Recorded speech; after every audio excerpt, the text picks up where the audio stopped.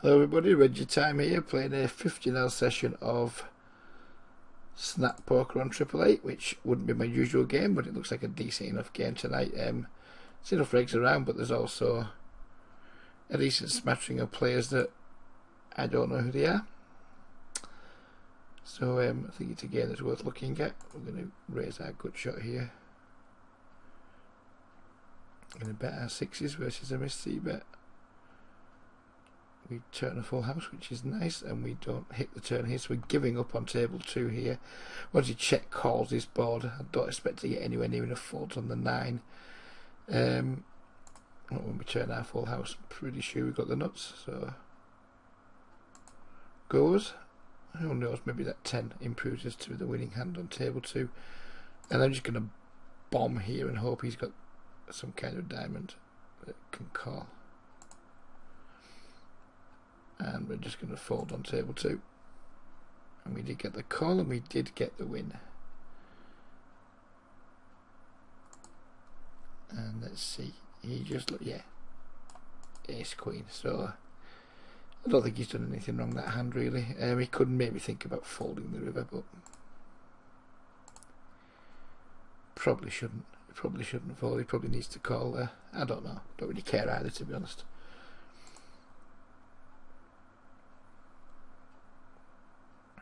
I would call against the fish if he had more chips, but he doesn't, so we're not going to.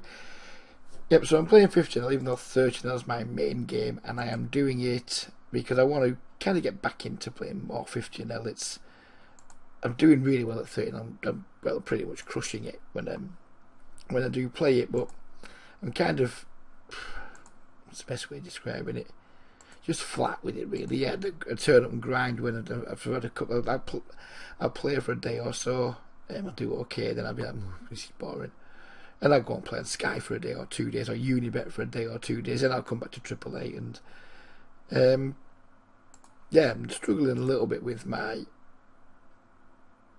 motivation for, yeah, probably with my motivation, not for poker. So I have a real hunger for poker, so I want to play poker every day. I'm just not that motivated to be grinding 30-0 still, but it's an easy option for me because it's just a really easy grind for me. I'm very comfortable in the games. I know I've got a decent edge in them, and whereas when I play 50-0 Snap, that my edge isn't so apparent. So it's usually quite easy just to stay within my comfort zone, which is fine. There's nothing wrong with that. I've done that for ages. But we've also got a bit of gambling in this, haven't we? And we also want to kind of prove ourselves a little bit. I'm not that arsed about proving myself. I don't want to be like some super sicko poker player. I just want to be a guy that puts himself in good situations and just makes money long term. Of course I want to continue improving my game. We have to. If my game stood still, I'll be overtaken within weeks, if not months. So we have to continue working on our game, but at the same time game selection is still important to me. But if I want 50-0 to be good, 50-0 Snap to be good game selection for me, then I guess I need to overcome my not fear. It's not a fear right now that I've got, but overcome my apprehension of getting back into it, because I haven't really played it very much for the longest time now, for various reasons. He checks back here. He's raised from middle position, so I don't think he has a strong ace. So I'm just going to bet twice. I don't think he'd check back like ace queen there, ace jack, something like that. I don't think he would. I think he'd just bet for value. He doesn't bet.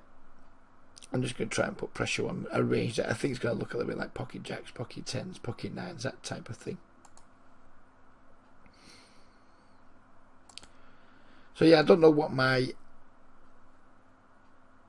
50-0 game is like at the minute. The 30-0 game is in great shape, but there's a vast difference between 30-0 and 50-0 Snap on Triple Eight. There's a vast difference. The 50-0 game is, in my opinion, how can we put it? I don't think the regulars are like a lot better. I don't think they're like really, really, really good. But what I do think is there's more of them. That the regular to the recreational player ratio is way less favourable, which is what makes 50 Snap a much harder game. Not the fact that the regulars like any like super sickos are not trying to pretend that they are. There's just more of them in relation to the weaker players, and that obviously just makes life a lot tougher. So yeah, I don't play it too much. But at times like tonight when I look at it, and yeah, there's clearly some regulars in there, but the pool isn't that big, and there's plenty of like names I don't recognise that may just be regulars. Who knows? There's plenty of names I don't recognise that encourage me to think it might be a game that's worth grinding tonight, which is why I'm doing it. I'm not going to see by the jack. See, there's two people in the pot. I'm just pretty much just giving up. Might seem a little bit weak, but we've got two unknown players. Ace XX dry. Just to see what's going on there, just to try and get some reads on like usernames I don't recognise. If anything interesting happens on the side of them, I'm sure to share it with you. And nothing interesting happened. 3-bet here, King Jack off. That can go in the muck.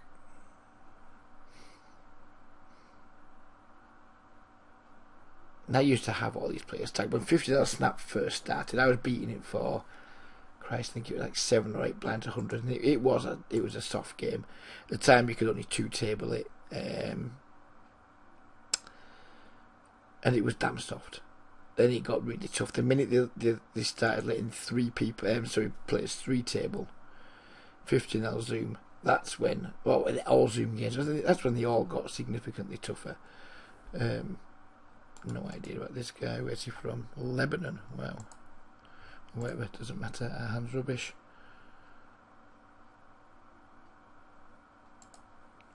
Really easy squeeze here with our jacks, open to play for all the money against Mr. Garcia. He decided he didn't want to play for all the money.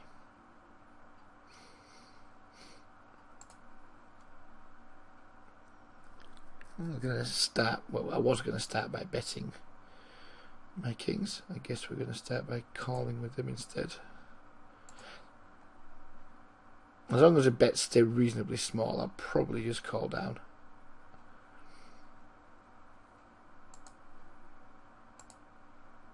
Ten is not good. 10 is not a good card. It's just another thing we just don't beat now. The 4 again. I mean, we just can't fold here, obviously. And yeah, we can certainly mark this gentleman. Oh, what a surprise, he's from the UK. We can certainly mark that gentleman as a fun player, shall we say.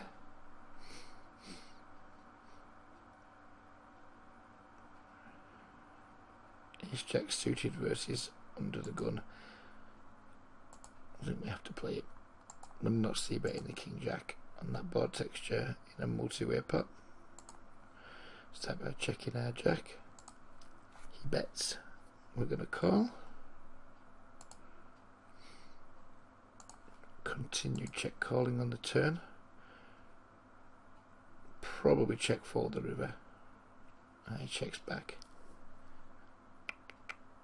Don't think he's got King 10 too often. Could have Ace Queen, King Queen.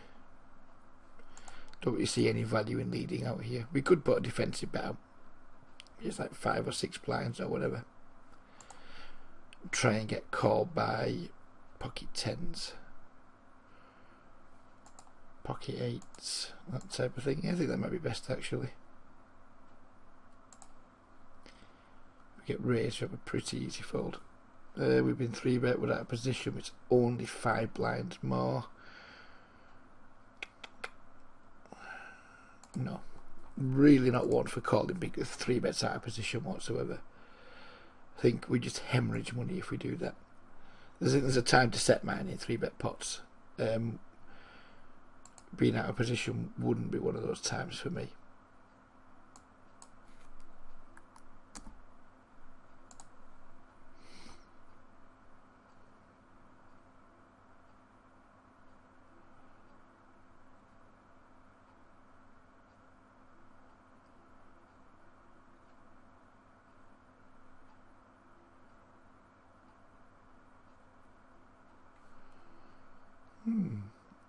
pretty horrible flop. It's missed us completely, but it probably hasn't connected with somebody who limp calls either. So obviously with 7 high we're going to make a bet, and we get called up. We probably turn the best hand, but there's no real reason to bet it. It's going to be hard to get value from worse. So second time he might like check call King 10, 9 Jack, Jack 10 once, but don't think he'll check call it twice. So no real reason to fire a second barrel once we hit.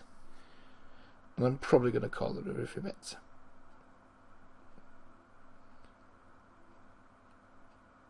And again, I don't think there's any value to be had. Our hand's just way too weak to bet for value, in my opinion.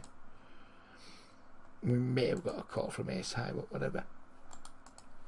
Another one for that tag, because not many regulars will be limping. The ace 8 suited, blind versus blind. I think probably what I need to be doing if I want to get back into these games is just grind them for a few days and just accept that my win rate's maybe not going to be what it should be, and just start developing reads on who the regulars are, who the good regs are, who the bad regs are, because I just don't know anymore. What I do know is I'm going to just call here because McNugs is insanely aggressive.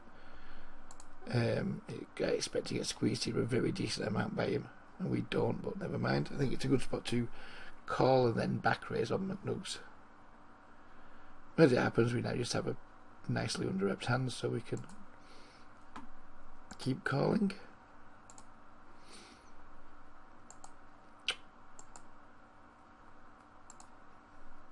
Check back the aces because I think we're going to get way too many faults in that spot, so I think if he's behind he's probably got 2 outs, so 2 or 3 outs,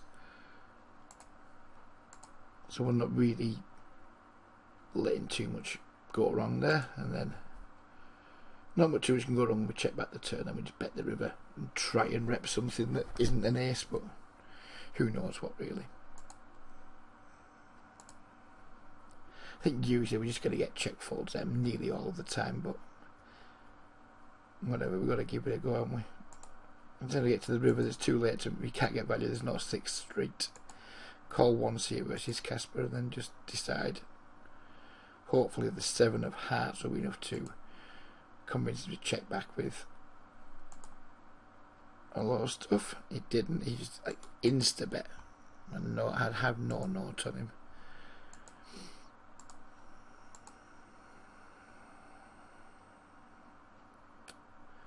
I don't feel like I'm ahead here.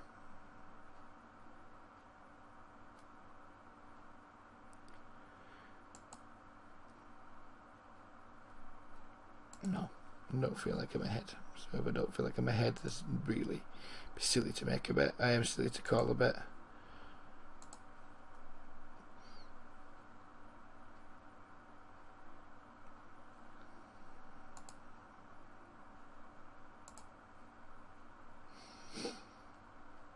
The games aren't playing as good as I hoped they would when I logged in to play the session. I was hoping for slightly more limping and slightly more players that didn't have 100 big blind stacks. So it looks like there's just a bunch of regulars playing that I'm not aware of yet, that I don't know regulars. We won't be folding to Hataka if he makes a 3-bet, by the way, but he doesn't, so who cares?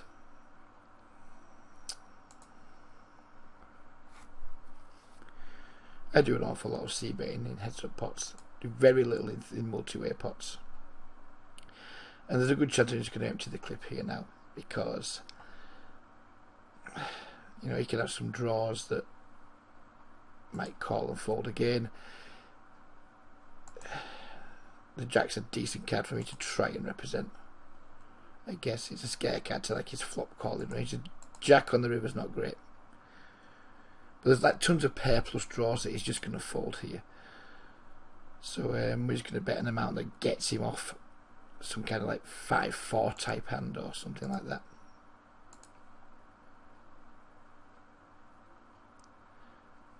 Good for him. He called me with the a6. Didn't really expect him to fold a hand like that. You always hope that they might, but and that's fine. If he wants to like look me up 3 streets with ace-6 in that spot, I'm probably going to cause him a lot of problems over the long term, I would imagine. Because my triple barrel bluffing range isn't going to be that wide there.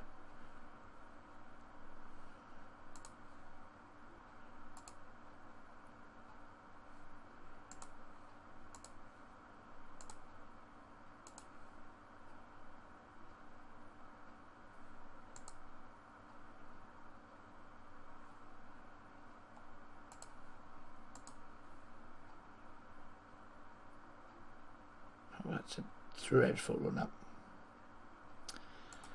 That is a truly dreadful run out. I think I'm just going to check fold here, or check call if he makes it quite small.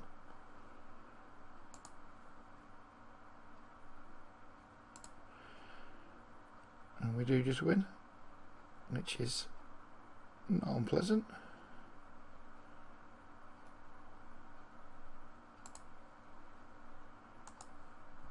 And we got called by the Queen 9 on when we had the jacks and the trip jacks here. Well, we just got looked up 3 streets by Ace King. Just didn't 3-bet pre-flop and then just bluff caught all the way down. So I think we can put the tag on that guy too.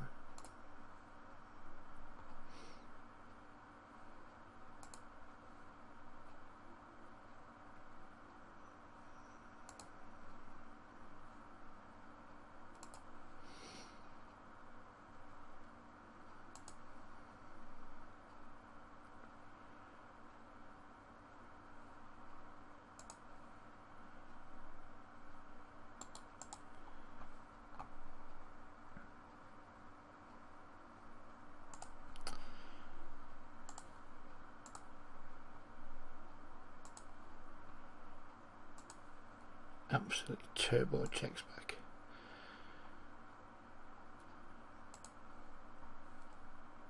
Wow, and then he just falls to 2 big blinds.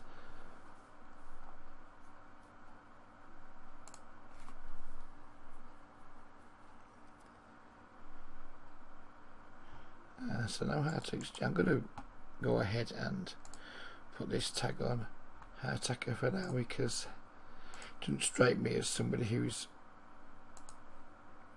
particularly good, but who knows.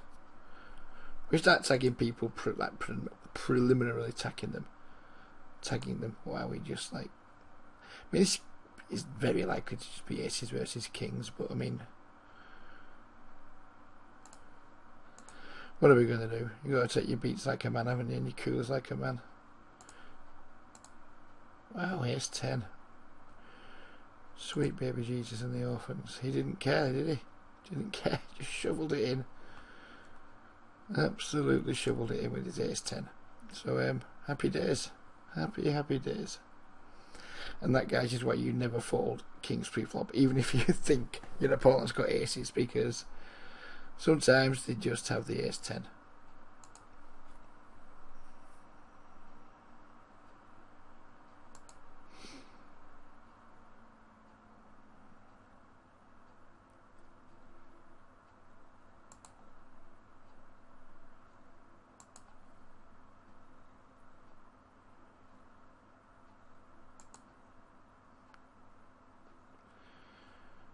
I should know more about Hamborn. He doesn't have many chips, but we're getting like 3.5 to 1 pre-flop versus somebody we don't know who's only got 30 blinds. So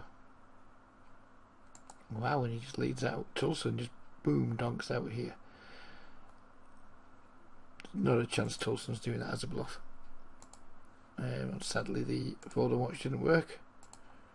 Tulsen's like, he's an ex-full ring player. He's not laggy in the slightest, or at least he wasn't. Maybe he is now, who knows. But I'm just going to give him mad respect there for just having a good hand and just like value betting into the fish.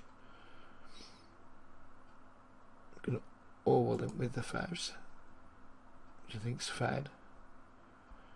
We don't want to do is isolate and then get one of these, like maybe one of these aggressive players 3-betting us and just like blowing us out with a chance of flopping a set versus a fish. My main priority in this hand is flop a set versus a fish.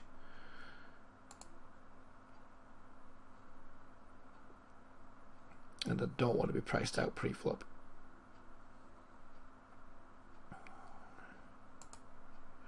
We failed to flop a set versus the fish, which is somewhat frustrating, but never mind. And now we're just going to fold. You don't need too many players in the pool like McNugs to really change the dynamic of a game. And yeah, I'm not going to lie, the guy gives me problems. He's fucking absolutely mad 3-better. He's mad aggressive. But the times I've like looked him up, he's just had it. So I mean, I'm far from figuring him out. I just suspect he's a pretty good player, and I have no real desire to be playing against pretty good players too often, especially in bloated pots. He might not be. He might just be some random fucking spewy lag who's just like wrangled against me in like a smallish sample size. Who knows? But at the minute he just feels like he's good, so I'll give him credit for being good. I'm going to peel here against a fish. One of the guys who also got card tapping, who I know is not good. I mean, we'll be a shame if we get squeezed because we won't be able to call. But in position against somebody with the fish tag with the playable hand, it's something that I look to do that perhaps some of the players don't do. But I just want to play pots in position against players that I feel I have an edge over as often as possible.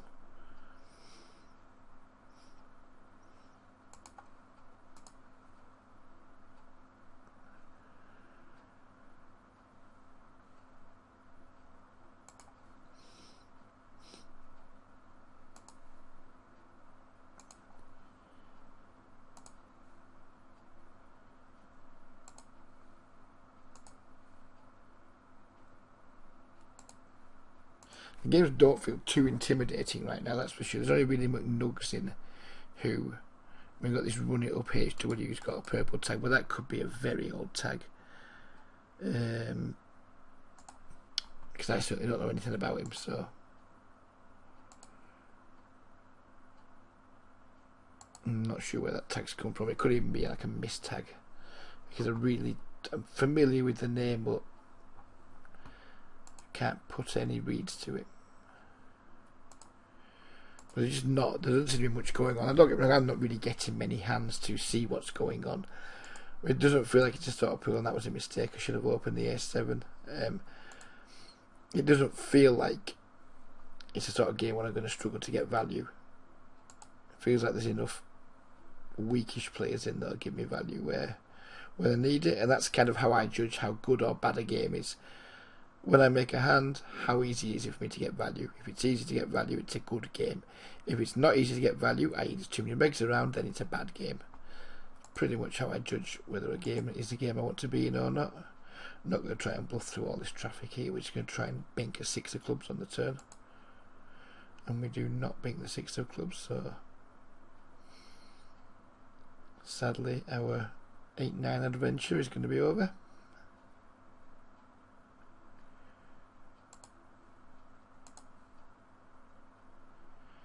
Again, I do see but a hell of a lot heads up. This looks like absolute pure bullshit to me. I mean, if he had 7s full, would he raise? Seems unlikely. If he had a jack, would he raise? Seems unlikely. So it seems like a spot where we can make,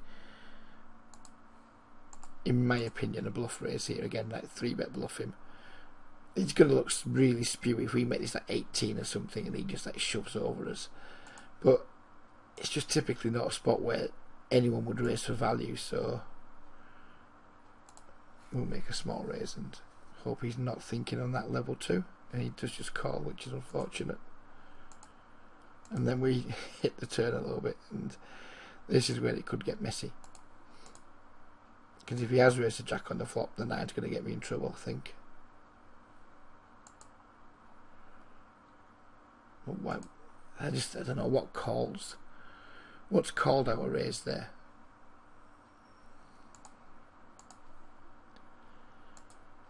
I think I'm going to be done with it. The whole part of the raise was just to like re-bluff him, if you will. It hasn't worked. He's called, so he clearly has something. Don't think he bets a 7 again on the turn. So yeah, we're just going to abandon the mission. That's a spot where I have spewed in the past and just like called down, and then there's just been some random fish who's decided to raise 10 jack on the flop or whatever. So yeah, that's like your raise looks like bullshit. You don't look like you're much of a thinking player, so let's re-raise your back, and then it doesn't work. So whatever. My hand wasn't strong enough to just call down there. That's the problem I have with it. It didn't work out. We lost. What we did, we lost 20 big blinds. Was it? So that's not the end of the world. I think that raise is going to work enough of the time for me to be comfortable with it. Right. So now we've been squeezed. And I don't know anything about Vito Scaletta. He's from the Ukraine. I'm usually nits from the Ukraine, aren't they? But I think we're still just going to have to go with that hand here, I think we still just have to go with it. And if he jams, we have to just side call it off. We do hit an ace, which isn't unpleasant.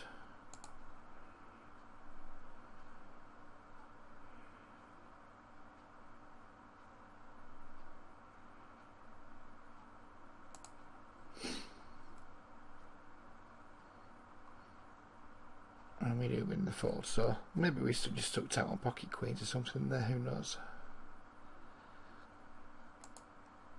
Call here, we've got 2 short stacks behind and we've got a nit on the button who doesn't squeeze. So seems like a good spot to call with a pretty hand. We do flop a good shot, but whatever. Goodbye. We're done with it. We're not asked.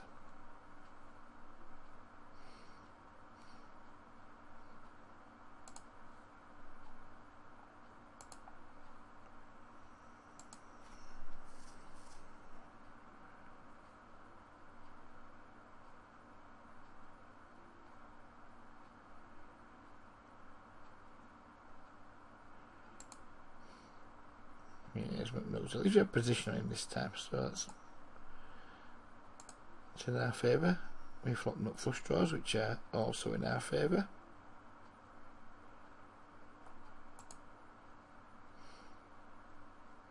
He does that to keep his bet sizes up. Obviously we're going to call here and really see that much point in raising. Now obviously we're going to see the river.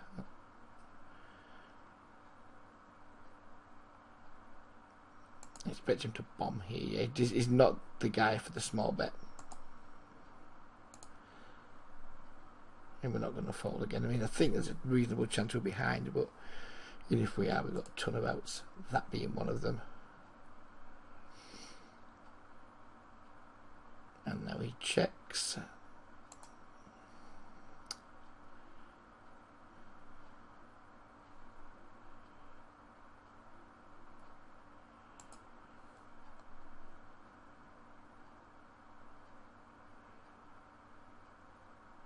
Very disappointed if he laid an ace down there.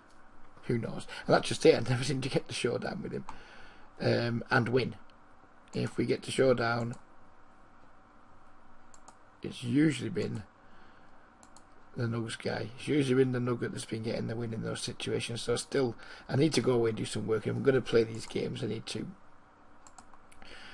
go into my database and just see what he's doing, find out, figure him out, because I haven't done that work on him yet, because I haven't played enough with him.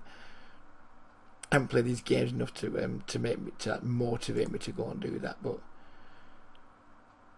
if I want to play against him with confidence and have him not like alter my mindset too much for the game dynamics, I need to figure him out. So if I decide to carry on playing these games, that's going to be one of my #1 priorities. Get to grips with the regulars that I think are good. They're the ones I'm going to do the work on first. Then we'll start working back from there.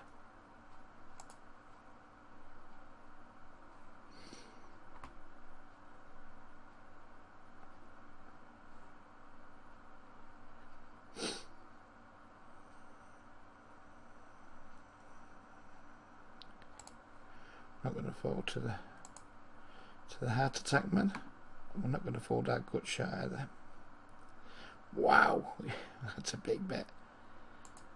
Really don't want to call a pot size bet with a gut shot. I was willing to call like if he'd bet 4 or 3.5 or something, but I think we're just going to fold to the pot size bet, even though I think he's likely going to be weak there. And maybe he was trying to pick it up on later streets given how he massively overplayed the ace-10. There's not much going on in this flop for us. If the 4 or the 3 was a heart, I could have been persuaded to make a c-bet, but as I said, c-betting in multi-way pots is just not something I do an awful lot of. I probably c-bet too much in single raise pots, in heads up pots, and probably don't c-bet enough in multi-way pots. But in terms of the numbers of how much I should be doing it, but at the same time, it's a strategy that just works for me, so I'm not going to deviate from it unless something changes.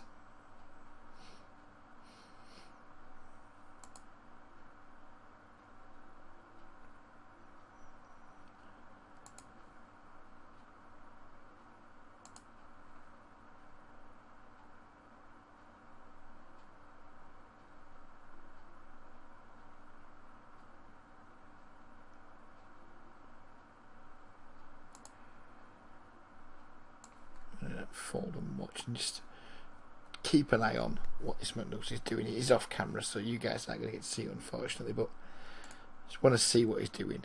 I want to see if he's always using the same massive bomby bet sizes.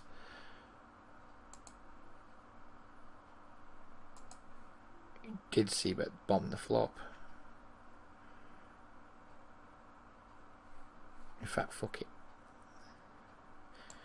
Shows a different size this time. He says c-bet half pot on the turn, which makes you think he's going to have more value in his range. And like his bombs may be a ways what in folds. Who knows? We'll soon see. Or hopefully we will. He's like just over half potted the river. Really want this guy to call here. And he didn't. So unfortunately we still learn absolutely nothing. And that's kind of what I think makes him good. He just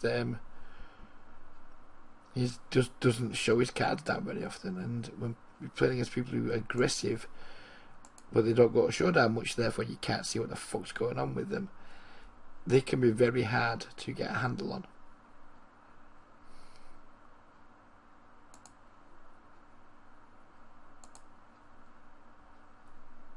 Which is why we have to go into the lab and find out about it and just filter all the hands out. Go and find him in your software. Basically filter everything that went to showdown, and then start working back from like the bigger pots and just see if there's any sizing tells in there, see if there's any frequency tells in there. Who knows what? There'll be something. He's only a 15-hour reg. There's bound to be something. He's been 15-hour for quite a while, so there's bound to be something in there.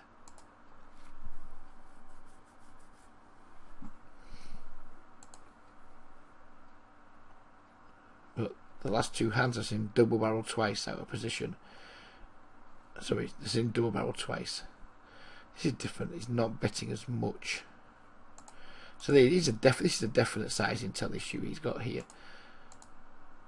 Don't know what it means, but with our 2 overs and our backdoor straight draw, we can certainly take one off.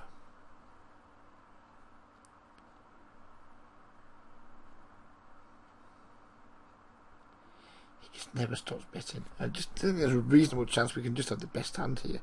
I might just try and call him down here if I can. You can have like Jack Queen, King Jack, 8-7. There's all sorts of things like that you can have, and then he just like blasts the river. Doesn't rep very much, does he? Well, he just had the ace-10, so that's all good. Well, it's not good. It's not good that we lost the pot, but we can certainly go back and analyse that later, and then hopefully find some stuff in the database where he hasn't had a strong hand and see how he's gone about playing those over 3 streets.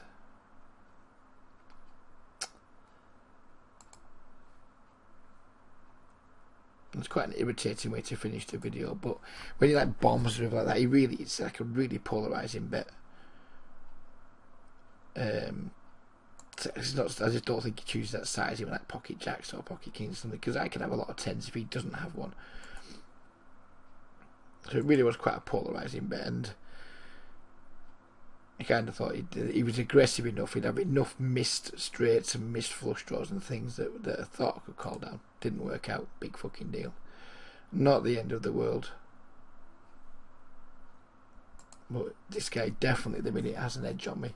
Or not maybe an edge. I don't know if he has an edge on me, but I haven't figured him out. It feels like he does. So, it's definitely something I need to work on.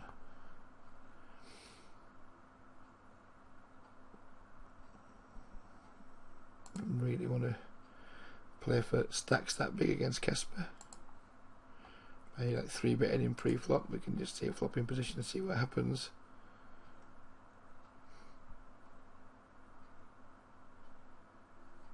When you get players like McNuggets, it's just easy for them to get under your skin. I'm sure we've all had like nemesis at the table, and they just like they get under your skin, and then whatever happens, you just can't seem to beat them in a pot.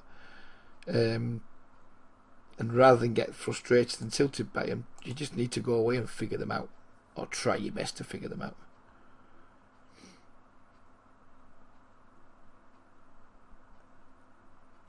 I know this guy's a regular, so Queens is just going to be a super standard 4-bet get it in this situation.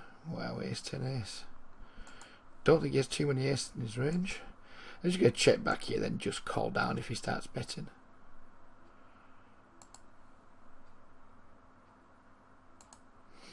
Call with the 9s.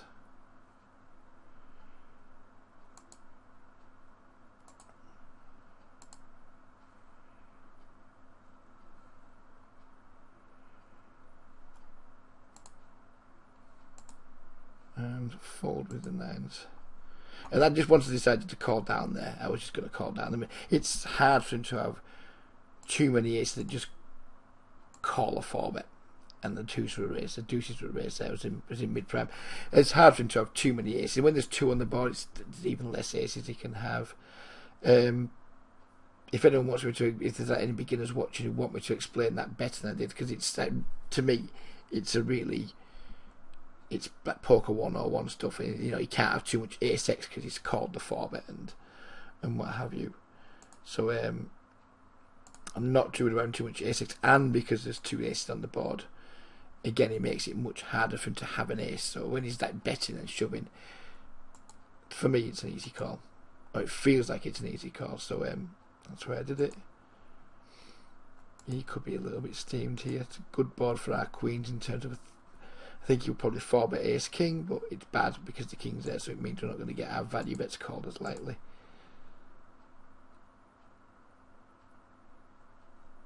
You just want to continue trying to encourage him to bet. Because last time he checked the flop, then bluffed twice, didn't he? And now we're just going to bet and hope to get some value from pocket jacks or something like that.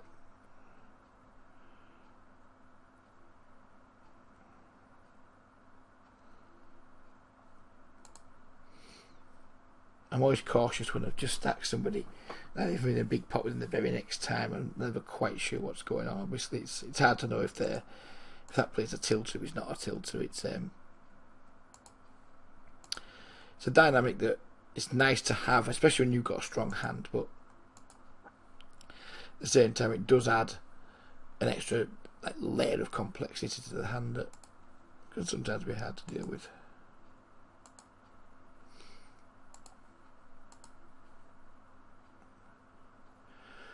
But we are coming up to 40 minutes, and I don't really like my videos to go much longer than that. I usually don't like them to go 40 minutes, to be honest with you, but I've had a few things I wanted to talk about, so it's gone a bit longer. If any of you guys have reached it to this stage of the video and you like what you've seen and you'd like to talk to me some more about poker, I do run a mentoring service through Skype where if you sign up, you get one-to-one session with me on a monthly basis. You will also have the opportunity to join up to 8 group sessions per month, and then just have access to me via Skype between sessions just to chatting his shit with me that you want to chat, you know, if you're having a bad trot or whatever. I'm just there as like a experienced poker buddy for you. I think it's a particularly valuable service to inexperienced players, losing players, new players. Not so much if you're already if you're an established regular, it's not going to be for you whatsoever. But if you're not yet established as a regular and you're a losing player, I think it could definitely be worth you just taking a shot at for 1 month. It's only $25 per month. So subscribe, so even if you hate it, you're not risking too much. And there's currently 24 players in the group, and I've had some very positive feedback, so I'm pleased with what I'm doing. If you want to be a part of it, just get in touch with me and let me know, and we can set something up. But yeah, now I've done my little bit of spam at the end of the video. We're going to play this King 4 out, and then we're going to end the video. We can't fault here. I expect him to just have King Jack, King 8, something like that most of the time, but it's such a small pot and we've got trips. And he just has Jack 5, so whatever. Mr. Oh, another UK player. There we go. I love my country, but we suck at poker pretty much. So yeah, there we go. Hope you enjoyed the video, and if you have any questions, please leave them in the comments section on YouTube or in the Facebook group or on Reddit, wherever you find the video. Leave the questions and I'll definitely get back to you, unless you're a troll, and then I'll just ignore you. So we'll leave it there. Bye for now, and have a good day.